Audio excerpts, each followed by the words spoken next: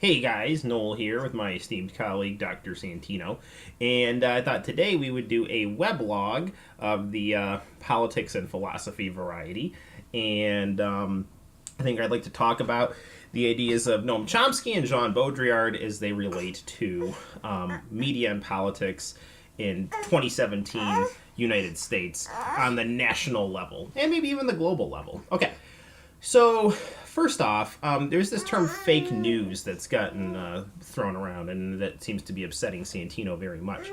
And the term fake news, I think it relates to both Chomsky's idea of manufacturing consent and Jean Baudrillard's idea of reality having no meaning.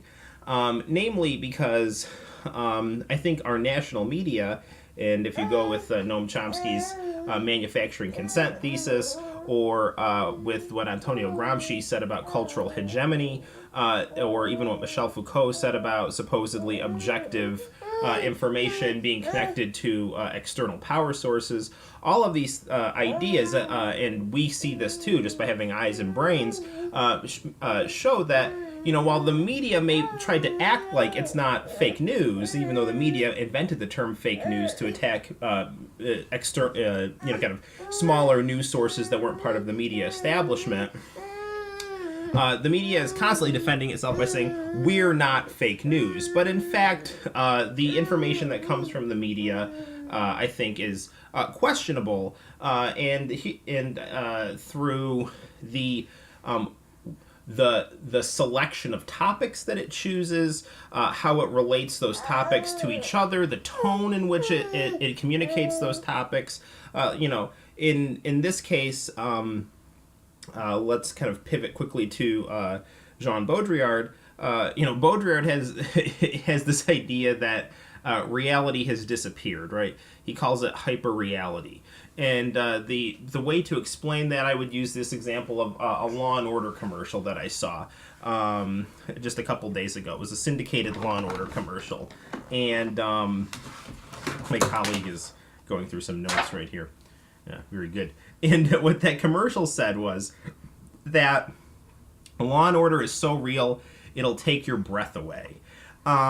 So what does that mean? Is that the term that reality now is a slogan used to sell a TV show that claims to be based in reality, but is in fact based on headlines, and we know that headlines are also a step away from the event that they claim to represent. So in this case, reality has become a corporate slogan totally detached from what reality used to mean, which is like the experiences that I have, the experiences that Santino has. It's become flattened and become a commodity that's used to sell another thing that isn't real, or that is a creation of people. So that's, this concept of hyperreality, and there's also this concept called simulacra, which means that something is a sign that stands in for, that represents something that doesn't exist or has no meaning. So these are ideas that come from Baudrillard. Well, how does this relate to Donald Trump? Well, if you watch my channel, and maybe you do, maybe you don't, but I did a video a little while ago talking about how Donald Trump was kind of a hyper-real presidential candidate, or a hyper-real personality. And I'm not the first one, obviously, to say something like this. The philosopher, who's passed on, Rick Roderick, he used to call Ronald Reagan the hyper-real president. And, how I would relate Donald Trump was I would compare Donald Trump to something like Hal from 2001: A Space Odyssey, or Roy Batty from Blade Runner. He's essentially a creation that has turned against his creator. But in this case, I think Donald Trump fills the simulacra quality because he is a creation of something that is also not real, namely our media establishment, Madison Avenue, Washington politics. It doesn't take a genius to know that politicians are not truthful or authentic.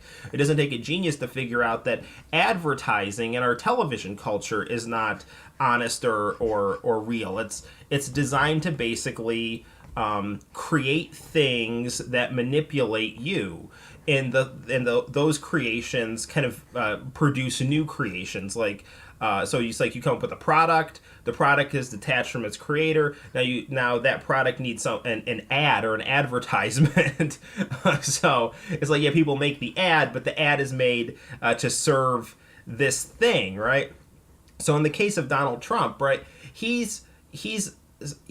came out of things like The Celebrity Apprentice, right? He came out of this mass media culture that's, shallow, flat, and manipulative. But like, Roy Batty in Blade Runner, he turned against that creation, and there were kind of there's kind of these ironic glimmers of humanity in that rogue creation, right? So, if you watch Blade Runner, Roy Batty at the end, he doesn't kill Harrison Ford, right? Because we know that, when Adam turns on God, God is more than man, so God is merciful, so God reaches out to Adam, the representation of humanity, ultimately with his son to kind of bring humanity back to him. But, human beings are lesser than God, so, when our creations turn on us, like in Blade Runner, we send, hitmen to go kill them. So when Donald Trump turns against his masters, they attack him by calling him a Russian spy or a fascist or something like that. Right. And then, maybe we'll talk a little bit about how Russia has become a hyper real, image that has lost all meaning in the media. But anyway, the same way that, Roy Batty has these kind of glimmers of humanity in him, or what John Baudrillard calls like fractal humanity. Donald Trump, he has these kind of, like with any product, it's got these like kind of projections of real, I think, people's aspirations on it. So what, Donald Trump people hoped was that, he would be the force that would, make the people who had abused them pay, right? And not pay by, killing them or anything like that, but, Donald Trump used the term drain the swamp, right? Now, we know that because, if you want to be theoretical about this, Donald Trump is a inauthentic creation of an inauthentic creation, so he doesn't drain the swamp. He's just kind of a flatter version of what he grew out of. But that hope that he would be something more than that, I think does kind of show a positive quality, at least to the image of Donald Trump, even if, even though Donald Trump is, again, like a step removed from his creation, right? So, God makes Adam, Adam makes something that is so God makes man is lesser than God, man makes a statue, the statue is lesser than God, and then it's almost as if the statue begets like a comic strip or something like that. So in this case, like our media and our politicians, they reason in like sound bites that you have to say in 2 minutes. Well, now Donald Trump reasons in tweets, which you have to have in X amount, like what is it, like 150 characters or something like that. So we're again moving farther and farther away from reality. But at least in the image of Donald Trump, there's the hope for some kind of justice, even though he's, again, in many cases, still really, really bad. Because let's talk briefly again about Noam Chomsky. He did a really good interview. You can find it on YouTube. It's called Behind the Bluster. And in that interview, he talks about how, essentially Donald Trump is kind of a frontman for a Republican Party that has this austerity agenda that's just basically slashing, government programs that help people. And the one good thing that Donald Trump does, maybe that kind of that fractal glimmer of humanity, is that his persona is that of a negotiator. And what he's actually kind of ironically doing is he's reaching out to countries that we're having tensions with, maybe for purely cynical reasons, like he wants to have hotels in Russia or something like that because it's an emerging economy, it's an emerging capitalist economy. But what he's trying to do is he's trying to de-escalate tensions with a nuclear power that we're having a lot of tension with, and that could lead to something like a safer world. But that's the one thing that the kind of inhumane, grotesque Washington, Madison Avenue media, kind of world is attacking him for doing, right? So there's this weird irony there. Donald Trump could be attacked for attacking the humane aspects of government, which is supposed to be to take care of people. But what he's being attacked for is trying to talk to Russia in the way that Russia has been presented in the media is completely flat and has no meaning, right? It's the Kremlin. It's the color red. It's a picture of Vladimir Putin. It's a simulation of McCarthyism, which in McCarthyism was supposed to be a simulation of whatever the Soviet Union was supposed to be, right? So again, we're steps and steps away from whatever whatever these signs' origin was.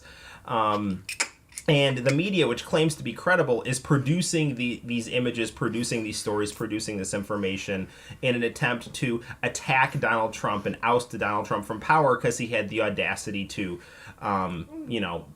be a creation of this corrupt system and then try to turn against that corrupt system in his own existence as something more shallow than that, as something that reminds that system of how bad it actually is. The example of Meryl Streep being this kind of Hollywood actress, and we all know that Hollywood is fake and plastic and flat, right? My fiance was watching The Devil Wears Prada yesterday. Meryl Streep rants and raves about how terrible Donald Trump is and he's a bully and this and that, but what did she play in The Devil Wears Prada? She played Donald Trump in female form, this narcissistic CEO that hired and fired people based on her will, and that was so magnificent, right? So she played Donald Trump in a movie, right, before Donald Trump, it was kind of this pre-form of Donald Trump, right?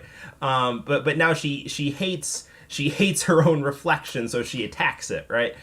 Same is true of a lot of the people, and both in Hollywood and the people who voted against Donald Trump. Shows like Mad Men or House of Cards. Lots of TV shows on Showtime and Netflix, and just in general in our mass culture, they really valorize these concepts of the willful narcissistic hedonist. Well, that's all what Donald Trump is. He's a willful narcissistic hedonist, but he's ugly, and for Hollywood, that's like a sin. Right?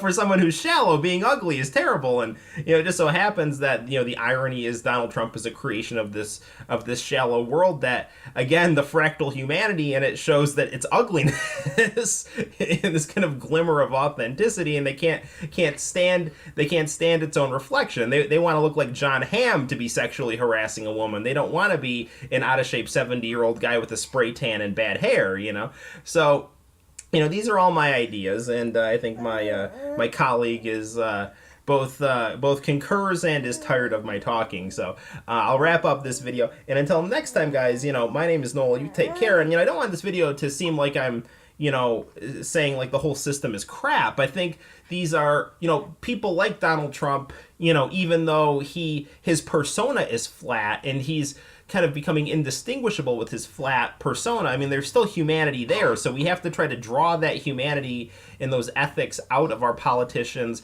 out of our media, as best as we can. And if we can't do that, then it's up to us to try to find credible candidates, credible voices, ethical voices, humane voices, and try to make this system less hyper real and more in line with something like gospel values or something like that, where you treat other people the way that you'd want to be treated and have have respect and humility for truth with a capital T beyond your own will and interest. So that's it, guys. Take care and bye bye.